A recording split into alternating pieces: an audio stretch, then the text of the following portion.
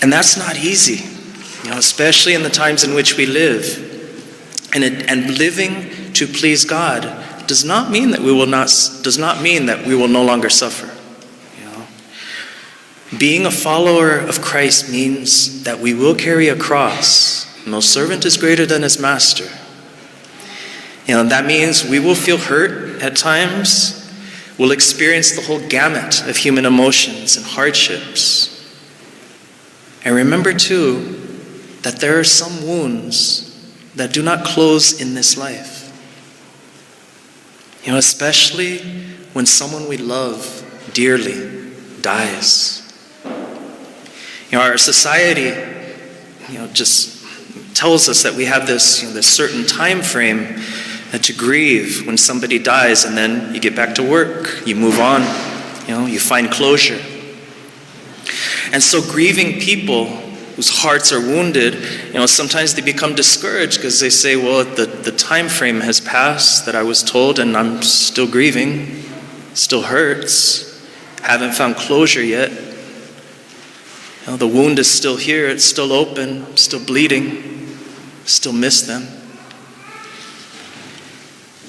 But rather than thinking about the need to close every wound in order to live, perhaps it may be more helpful to discover how to live fully with an open wound.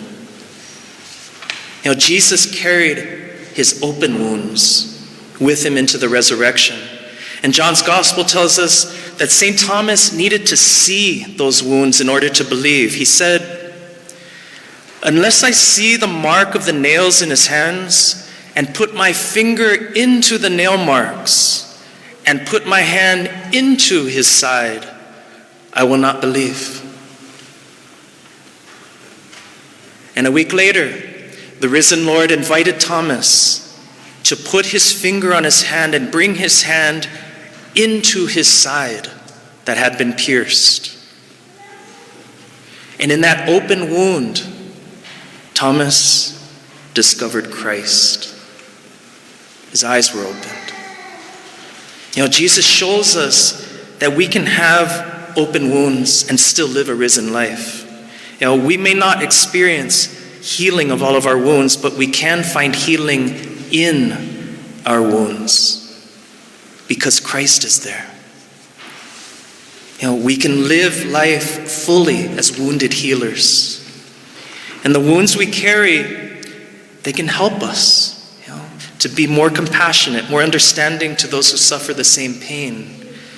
Temptations, struggles we go through can help us grow in humility, being less critical and judgmental of others. Imparting a deeper awareness of our own complete dependence on God's mercy to be saved, not by our own power. We can offer our sufferings to God and allow them to become redemptive and benefit the entire world and the church. The losses we experienced can help us see the vanity of sin in this passing world and begin to live life on a deeper level with deeper faith, deeper hope, and more love. St. Oscar Romero, he once said that there are many things that can only be seen through eyes that have cried. Sometimes it's the tears we shed in our following of Christ that help to clarify our vision and bring a deeper healing of soul. The tears in life help to instill a vertical dimension to our sight, where we can see that, wow, this world is not all there is.